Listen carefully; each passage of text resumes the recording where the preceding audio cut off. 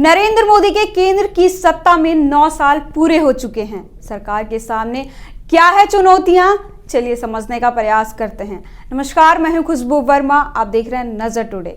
30 मई 2019 को ही नरेंद्र मोदी ने दूसरी बार प्रधानमंत्री पद की शपथ ली थी। बीजेपी के नेतृत्व वाले एनडीए सरकार ने मंगलवार को सत्ता में अपने 9 साल पूरे करने के लिए इसके साथ ही नरेंद्र मोदी किसी गैर कांग्रेसी पार्टी के सबसे लंबे समय तक प्रधानमंत्री बने रहने वाले शख्स बन गए हैं। इन 9 सालों में जहां उनकी ढेर सारी उपलब्धियां रही, वहीं उन्हें कई नाकामियां भी मिली है। उनके प्रशंसकों के मुताबिक बीते 9 सालों में मोदी सरकार की खास कामयाबियां ये रही हैं।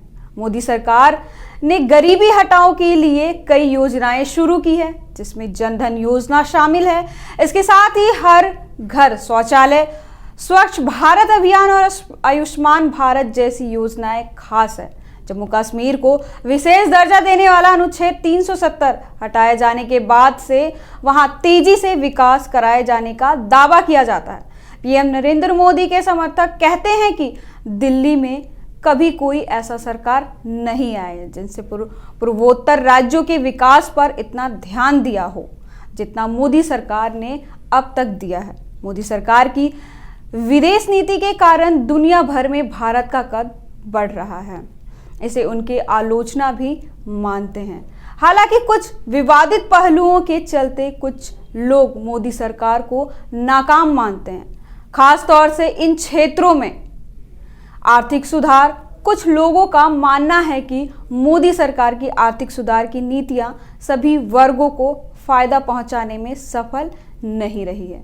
वे दावा करते हैं कि नौकरियां बढ़ाने की जगह बेरोजगारी बढ़ रही है और आय वितरण में खाई गहरी होती जा रही है।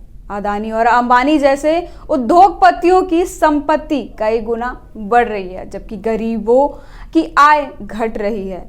इसका यह भी कहना है कि नोटबंदी काले धन को सिस्टम से खत्म करने का नाकाम और असफल कदम साबित हुआ है, क्योंकि काला धन सिस्टम में उसी मात्रा में वापस आया जिस मात्रा में नोटबंदी से पहले मौजूद था।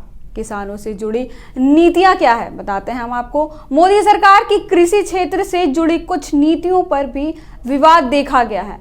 किसान आंदोलन के दौरान किसान संगठनों की ओर से इन कृषि कानूनों पर विरोध दर्ज कराया गया था। उनका कहना था कि ये कानून उनकी आय कम करेंगे और कृषि व्यवसाय को बड़ी कंपनियों के हवाले करेंगे। धार्मिक मुद्दे। कुछ लोगों के मुताबिक मोदी सरकार के दौर में समाज में विभाजन बढ़ रहा है। चुनाव के दौरान हिंदू मुस्लिम मुद्दे पर सहारा लिया जाता है, जिससे देश में विविधता और धार्मिक उद्दाव को ठेस पहुंचाता है। मोदी सरकार के 9 साल और आगे चुनौतियां क्या है, चलिए हम आपको बताते हैं। अब लोगों की नजर मोदी सरकार की चुनौतियों पर टिकी हुई है। विशेषज्ञ कहते हैं कि 2024 का आम चुनाव जीतना उनके लिए एक बड़ी चुनौती हो सकती है। इसके साथ ही उनके सामने और भी कई अहम चुनौतियां हैं। विपक्षी एकता मोदी सरकार की एक बड़ी चुनौती बन सकती है। आम आदमी पार्टी के पूर्व नेता कर्नाटक में कांग्रेस की भारी जीत के बाद नरेंद्र मोदी को घरेलू मोर्चे पर फिर से एकजुट होने की कोशिश करते विपक्ष का सामना करना पड़ रहा है। कर्नाटक की जीत ने वे मिथक तोड़ दिए हैं जो मोदी उस समय भी चुनाव जीत सकते थे, जब भाजपा को तीव्र सत्ता विरोधी लहर का सामना करना पड़ रहा हो। एकजुट विपक्ष 2024 में मोदी के लिए सबसे बड़ी समस्या बनने जा रहा है। जीत और हार का फैसला शायद विपक्षी एकता सूचकांक द्वारा तय किया जाएगा। दूसरी है बढ़ती बेरोजगारी। विशेषज्ञ मानते हैं कि बेरोजगारी मोदी सरकार की सबसे अहम चुनौतियों में से एक है, क्योंकि कोविड-19 महामारी के कारण भारतीय अर्थव्यवस्था को तगड़ा झटका लगा है। मोदी सरकार के सामने अर्थव्यवस्था को पुनर्जीवित करने और करोड़ों बेरोजगारियों के लिए नौकरी के अवसर पैदा करने की चुनौती है। किसान संकट।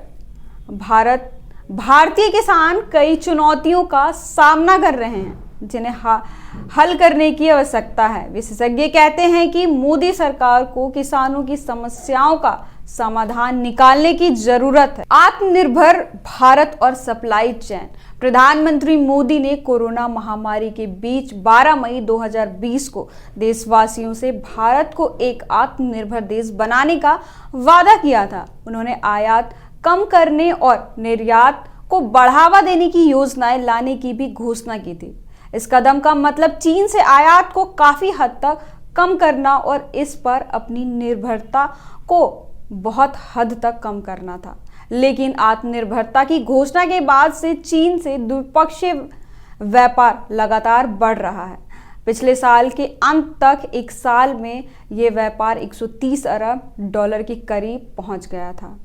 सरकार ने देश को उत्पादन का हब बनाने और भारतीय कंपनियों को प्रोत्साहन देने के लिए एक योजना भी शुरू की, जिसे प्रोडक्शन लिंक्ड इंसेंटिव कहा जाता है।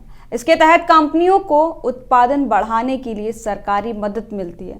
इससे उत्पादन बढ़ा है और भारत अब स्मार्टफोन बनाने वाले दुनिया के सबसे अहम देशों में से एक बन गया है। विशेषज्ञ कहते हैं कि किसी भी देश को आत्मनिर्भर बनने में समय लगता है। तो ऐसे ही तमाम खबरों को देखने के लिए देखते रहें नजर टुडे। अगर आपको वीडियो अच्छा लगे तो लाइक करें, शेयर करें और चैनल को सब्सक्राइब करें। शुक्रिया।